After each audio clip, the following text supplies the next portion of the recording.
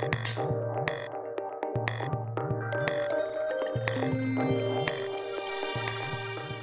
son Manel Craño, autor de banda deseñada, levo cerca de 18 anos traballando xa como ilustrador e autor de banda deseñada, e hai cousa dun ano metíme na aventura de montar a miña propia editorial.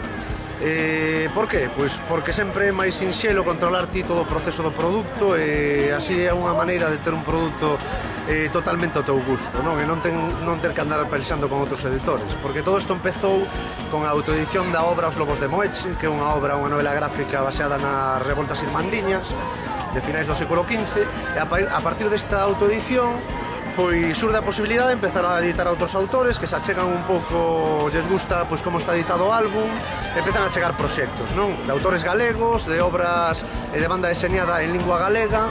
E bueno, aquí estamos no Viñetas desde o Atlántico 2010 presentando as nosas dúas novidades deste ano, non? Que son, por un lado, Mamez Casanova, o fillo da furia, que é unha obra estupenda, a primeira obra que fan Manolo Poi e Miguel Fernández, dos autores da zona de Lugo, e que trata sobre as correrías e as feitorías que facía Mamez Casanova, que é un dos últimos bandoleiros románticos sobre os que ten escrito ata o propio Valle Inclán.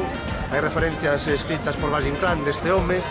É un home que, por culpa dunha pijada, por decirlo de alguna maneira, estivo perseguido durante os 3 últimos anos de liberdade da súa vida pola Garda Civil por todos os montes da zona ortigueira. É unha obra de acción biográfica, pero non é o típico cómic didáctico, non? Está tomado desde o punto de vista novelesco, non? Se colle a obra, vamos, a vida deste autor en plan novela, pois se narran todas as súas aventuras. E despois a outra novidade que presentamos é unha historia fantástica que está moi ben, de Dani Montero, e que levou o premio Castelao da Deputación da Coruña do ano 2009.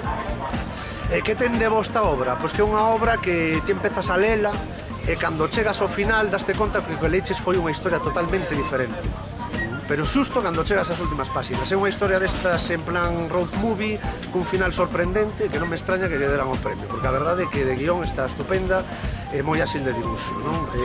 Tanto o Filo da Furia como este Se mirar atrás de Dani Montero están funcionando moi ben, xa non son.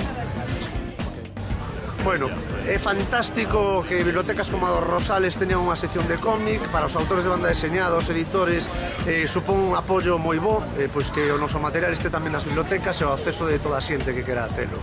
Polo tanto, mando un saludo moi grande á Biblioteca dos Rosales pola excelente sección de cómic que tedes aí. Espero algún día que me invitedes a pasar por ali e charlar un pouco cos lectores da biblioteca. Veña, moitas gracias.